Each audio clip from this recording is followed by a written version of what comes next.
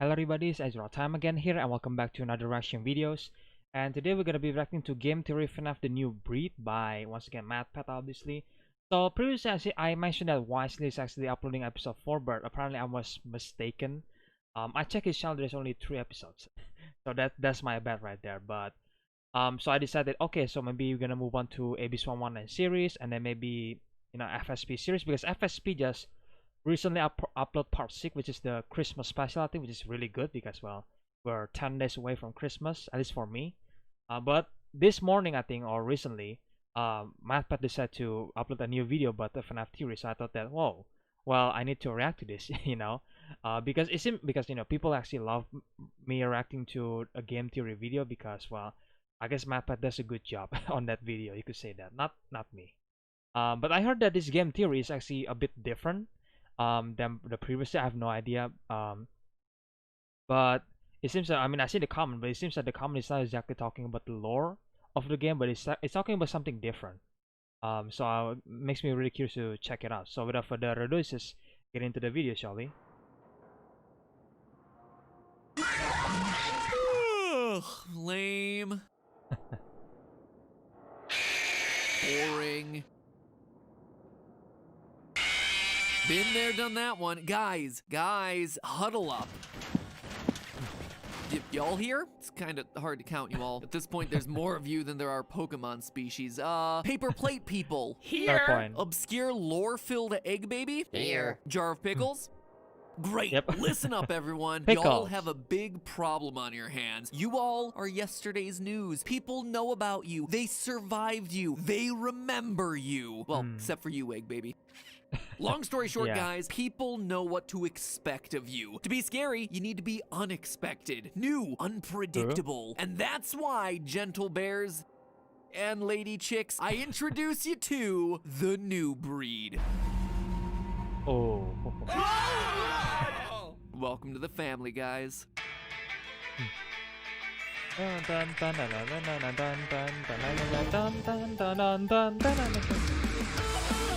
Oh man, it's been a while since I heard this intro. Really cool. Dun, dun.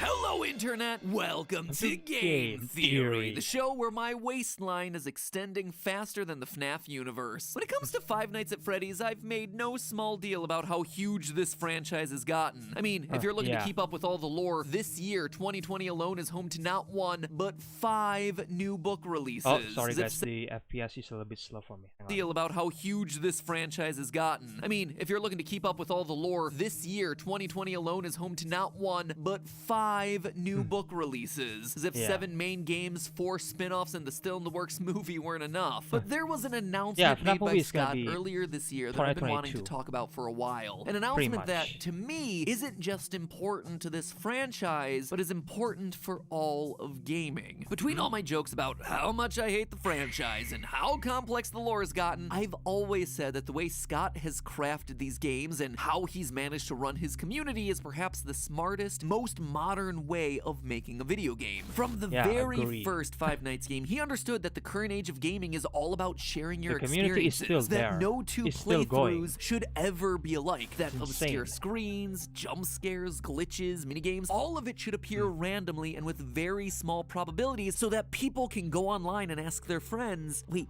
did you see that? Was this a real thing? From the first appearance of Golden Freddy in the newspaper clippings in FNaF 1, all the way up to help wanted surprise Easter eggs of coffee from his early game, The Desolate Hope, these sorts of things form the lifeblood of this franchise. That is what gets people talking about your game, and sharing your game, and sharing videos of your game. And yet, it's a game design feature that shockingly modern developers just don't seem to do. But all of that's happening on the micro scale. Today we're zooming out to talk about the big picture. Another move that Scott's made that completely bucks the trend of modern game development and truly embraces what it means to lead a successful franchise in 2020 and beyond, an age of creators and accessible game-making tools. I'm speaking, of course, about the Fazbear Fanverse Initiative, something Scott announced back in August of this year. In case you haven't heard about this thing, here's a quote from the Reddit post. There have been some great fan-made spin-off universes created in this community, and I want to see them keep going. That's why I've put some of my own cash toward development of new games in those game series. However, I'm going to stay out of the development side of things so that these creators can do their thing. They're going to develop these games and interact with the fan base just as they would have normally. And when the games are done, they'll be released on Game Jolt for free, just like normal. The difference now is that they'll also be bundled up with other games and sold on most major consoles and mobile as well. At least that's the plan. Did I mention there may be some toys and other merchandise of these fan games too? It's a project that's designed to invest in those franchises, give back to the developers, and hopefully bring new entries to those franchises as well. So the TLDR version of this, Scott's pulling a reverse Nintendo. He's embracing and extending fan games. He's investing in them, helping them with distribution, and heck, maybe even merch. The first wave of this initiative involves 5 titles. Five Nights at Candy's 4, which, you know, is just FNaF, but with cats. Pop Goes Evergreen, which is, you know, FNaF with rodents. One Night at Flumpty's, which is FNaF with eggs. The Joy of Creation, which is FNaF, but on fire. And FNaF Plus, which is, well, it's just FNaF Plus. That is obviously a big simplification of all these games just for the joke, but you get the point here. They're all spin-off games with the basis of Five Nights at Freddy's. Now, all of this sounds well and good, right? I mentioned that it seemed like Scott Cawthon was taking the initiative to embrace and extend existing fan works, and those are words with warm and fuzzy vibes, but they're also words that have, well, they have themselves a history that's a lot less warm and fuzzy than you might think, thanks to a third E that's less mentioned, extinguish. That might sound harsh and seem like it's coming out of nowhere, so let me explain what I mean with all this. I think it's necessary to talk about another company that publicly took the embrace and extend approach and what it meant for the evolution of an industry and how Scott is taking a similar approach but turning it on its head. Ladies and gentlemen, it's time for a lesson on everyone's favorite game theory topic, antitrust law. Antitrust law seems to be a hot topic these days, with Facebook robot Mark Zuckerberg and Twitter CEO Jack Dorsey getting grilled in front of Congress this year not just once, but twice.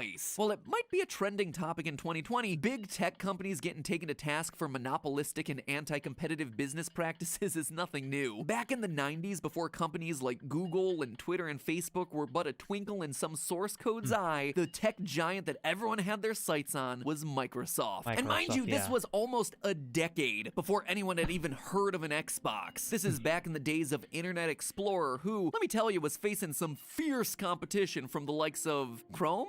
Firefox? Heck no, this is the 90s, baby. Their competition looked a lot more like Netscape Navigator and Mosaic. And Microsoft resorted to some, not so pleasant, and as it turns out, not so legal tactics in order to edge out the competition. During the 90s, Microsoft was public about their strategy of embrace and extend. The basic idea is that you start by finding something that someone else has made, like a technology standard, a protocol, or a tool of some kind, and say, cool, we're gonna embrace it and start using it ourselves. And then you extend upon it by saying, well, this thing that someone else made is cool and all, but we're gonna make it even bigger and better. We're gonna build our own proprietary technology on top of it, and people can begin using our version of that old standard. Steve Ballmer, who at the time was the executive vice president of Microsoft and went on to be president and later CEO, described it in an interview with the New York Times. Quote, new products and services should simply be extensions of the old. Whether it's me or the guy who replaces me because we don't do well, we'll keep coming, and we will do well. Yeah, I'd say you did pretty well for yourself, Microsoft, and largely because of this embrace and extend motto. Heck, according to one article I read, a Microsoft employee even wrote a song titled The Battle Hymn of the Reorg that ended with that exact phrase. The song goes a little something like this. Oh, our eyes have seen the glory of the coming of the net. We are ramping up our market share. Objectives will be met. Soon our browser will be everywhere. You ain't seen nothing yet.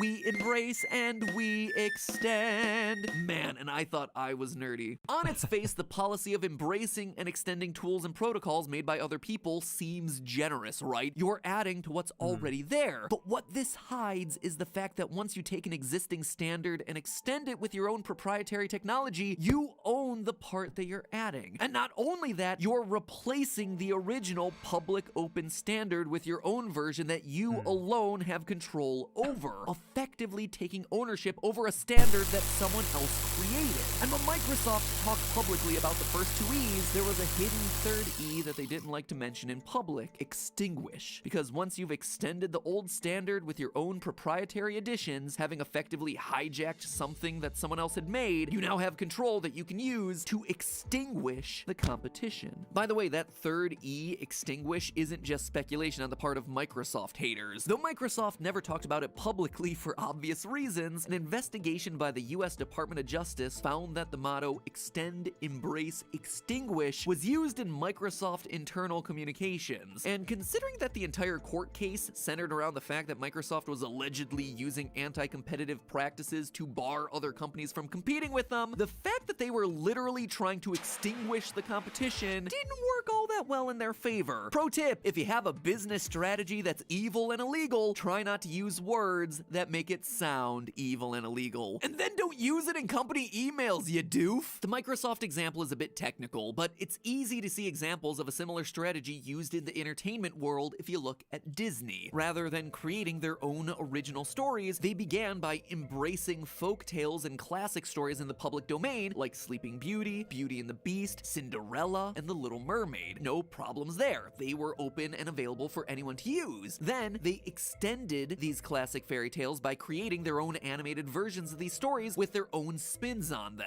But then, they effectively extinguished competition by replacing the original work with their own. And when it comes to protecting their own characters and copyright, Disney is fiercely controlling. Unlike Microsoft, Disney has managed to do this without breaking any laws. Technically speaking, they just lobby to change the copyright laws. Mickey Mouse, as a 92-year-old character at this point, should technically be in the public domain by now, except for the fact that the laws seem to mysteriously change every time his copyright is set to expire. Strange coincidence, huh? Couldn't possibly have anything to do with the millions of dollars that Disney is spending to lobby Congress every time it happens, could it? Nah. There is some serious irony in the fact that Disney has worked so hard to prevent their characters from entering the public domain, despite the fact that they began as a company by creating their own versions of classic public domain stories. And in many cases, Disney's versions of these stories have effectively replaced the originals in the public consciousness, which I gotta say is a shame considering I personally want to re-experience the original Little Mermaid's ending, where, you know, she's given a dagger and has to choose to murder the prince or herself. And the Red Sea at sunset is actually the result of her blood pouring out into the water. Yep, that is the original story. Yeah, Can't it's imagine dark, why people guys. would prefer the Disney version. Anyway, You guys it's haven't not all realized. that surprising that you go to the books section of Amazon and search for classic fairy tales like Cinderella. The first thing that pops up is a Disney coloring book. Disney's worked really hard to make sure that their version of the story is the only version of the story that matters. So is Scott Cawthon guilty of doing the same thing here? Funding fan projects might seem like a generous gesture,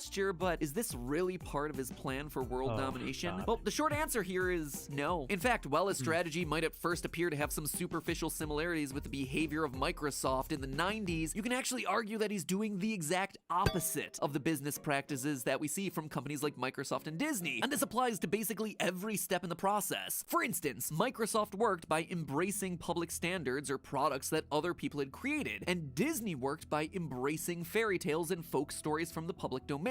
They were effectively targeting things that other people had created. But here, Scott is honing in on what's effectively his territory to begin with. Scott's own work is the foundation on which these fan creations were made. They exist with his blessing. This is something that we talked about in our FNaF fan art video from last year, but the long and short of it is that while Scott doesn't have the rights to publish work created by fans without their permission, fans don't have the rights to publish work based on his characters without his permission. All the fan creators are working with Scott's blessing, but ultimately, it's his characters and intellectual property to do with as he pleases. He's not capturing someone else's folklore and planting his flag in it to claim ownership over it. His flag was already there to begin with. And what's more, he's doing this with the full consent of the fan creators, which brings us to the second E, extend. Rather than trying to extend these fan works for himself in a way that would allow him to claim creative ownership over them the way that Microsoft did, he's leaving the power in the hands of the fan creators and letting them be the wants to extend their own fan lore. And lastly, the third E, extinguish. Once again, it feels like Scott's doing the opposite of the original EEE strategy. Rather than trying to quash other creators so that the only thing left in the space is his original FNaF games, the entire point of this initiative is to include and promote other creators who can offer their fan games as an alternative. Not satisfied with only 7 official FNaF games? Here, check out what other people have made. And now, you can check them out on more platforms since they're coming to consoles and smartphones, and Scott Cawthon has given them the development resources to make it happen. So yeah, I think that far from being an example of a monopolistic business trying to control everything, this is an example of the opposite. Rather than being overprotective with his IP and issuing a cease and desist to anyone who tries to create their own fan game or spin on his creation, Scott is doing the opposite. He's giving the fan community's biggest developers even more resources, all while letting them have control over their own products. If all of this is starting to sound like one big puff piece and you're feeling ripped off that you got this far into a video without any tea being spilled, sorry, the drama you're looking for is in another castle. Because this, to me, feels like the future of the games industry. In the internet age, this age of social media, we are a culture of remixers. We meme, we take other people's creativity, we build upon it. We embrace the world that they've created to make our own original works via fan art, via fan fiction. And that is something that should be welcomed, embraced. I'm here if your product is important enough in someone's life that they want to develop their own version of it, they want to show their own fandom by doing their own video, game, whatever,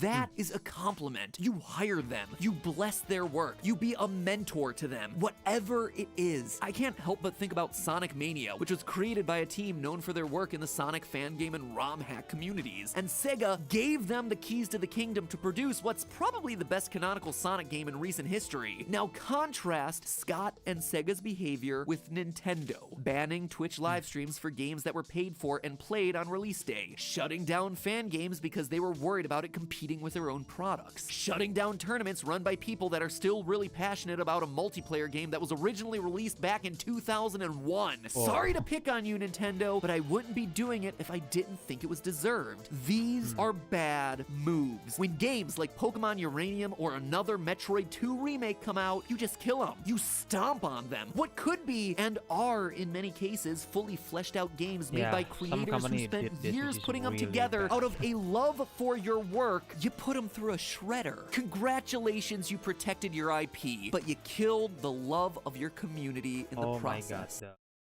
the FPS again, sorry guys. Out of a love for your work, you put them through a shredder. Congratulations, you protected your IP, but you killed the love of your community in the process. And from a purely financial standpoint, heck, you could have just embraced those projects. Could have hired those people on, you polish them up a little bit, you had 2 quick and easy money makers. If you're thinking about it from just the pure cold-hearted dollars and cents, that is money you left on the table. Period. I'm sorry, times have changed, and the industry needs to change with them. With so many scummy, exploitative, and downright crummy business practices that exist within the gaming industry, it can be easy to lose sight of the positive stories, the companies that are doing it right. And if we're able to recognize the more positive examples of how some companies are able to succeed by doing the right thing, maybe we can get just a little bit more of that sort of thing. FNaF is a huge example of a game that isn't just a game. It's a community of fans that pour tremendous amounts of love and effort into making their own content. Whether it's the Let's Play videos that first brought the game onto the scene during its early days, or the people that have gone the extra mile and been inspired to create their own fan games. The Fazbear Fanverse Initiative is a great example of what can happen when fans love a game franchise, and the franchise is willing to love them back. I just wish more people were paying attention. But hey, that's just a theory. A game theory. FCU, Thanks guys. for watching.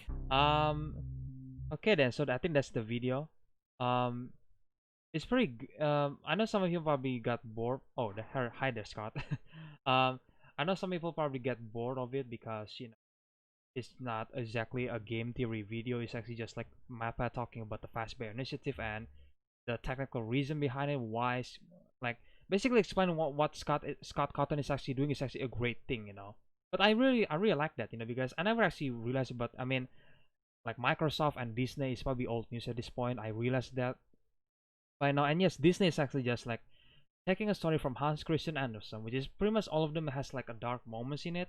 Like the Little Mermaid ending was pretty dark, but in the movie it's just different. I mean, I still love the movie regardless, but right now people just know Little Mermaid as the Disney version of them, and then the old one is just like extinguished, the third E.